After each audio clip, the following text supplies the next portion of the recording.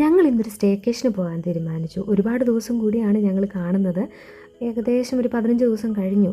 അപ്പം അത് പോരാതെ ജോയി ഇവിടെ കാസർഗോഡും കണ്ണൂരും ഒന്നും എക്സ്പ്ലോർ ചെയ്തിട്ടില്ല. അപ്പോൾ ഇവിടുത്തെ സ്ഥലങ്ങളൊക്കെ കാണുമ്പോൾ പുള്ളിക്ക് ഭയങ്കര അതിശയം തോന്നുകയെന്നാണ് പറഞ്ഞത്. അവരുടെ ഒരു ഭൂപ്രകൃതി അല്ലല്ലോ ഇവിടെയുള്ളത്.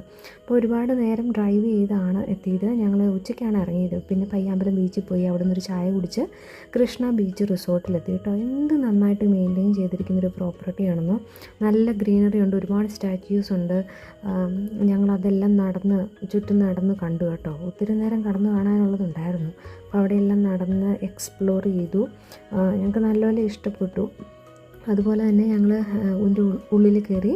ഉള്ളിൽ ഇതുപോലെ ഒത്തിരി സ്റ്റാച്യു ഉണ്ട് കേട്ടോ, ബുദ്ധൻ്റെയും ജീസസിൻ്റെയും പിന്നെ ഒത്തിരി ഉണ്ടായിരുന്നു. പിന്നെ ഞങ്ങളതെല്ലാം കഴിഞ്ഞ് വ്യൂ പോയിൻറ്റ്സ് ഒത്തിരി ഉണ്ടല്ലോ, ബീച്ചിലോട്ട് വ്യൂ പോയിൻറ്റ്സ്, അത് കാണാനായിട്ട് പോയി. അതൊക്കെ കണ്ട് എക്സ്പ്ലോർ ചെയ്തു. അപ്പോഴത്തേക്കും വൈകുന്നേരമായി. അവിടെ തന്നെ പയ്യാമ്പലം ബീച്ചിൻ്റെ സൈഡിൽ തന്നെ ഉള്ളൊരു ഫുഡ് കോർട്ടിൽ പോയിട്ട് ഞങ്ങൾ ഫുഡ് എക്സ്പ്ലോർ ചെയ്തു. കല്ലുമ്മക്കായൊക്കെ അതൊന്നും അങ്ങനെ അങ്ങോട്ട് കിട്ടുന്നതല്ലാത്തത് കൊണ്ട് അതൊക്കെ എക്സ്പ്ലോർ ചെയ്തു. വേറെ എന്തൊക്കെ എക്സ്പ്ലോർ ചെയ്തു കേട്ടോ. എന്താണെന്ന് ചോദിച്ചാൽ എനിക്കറിയത്തില്ല. പിന്നെ ഇതിൻ്റെ ഓപ്പോസിറ്റ് ബീച്ച് ആയതുകൊണ്ട് അവിടെ പോയിരുന്നു വർത്താനമൊക്കെ പറഞ്ഞ് അന്നത്തെ ദിവസം ഞങ്ങൾ എൻഡ് ചെയ്തു.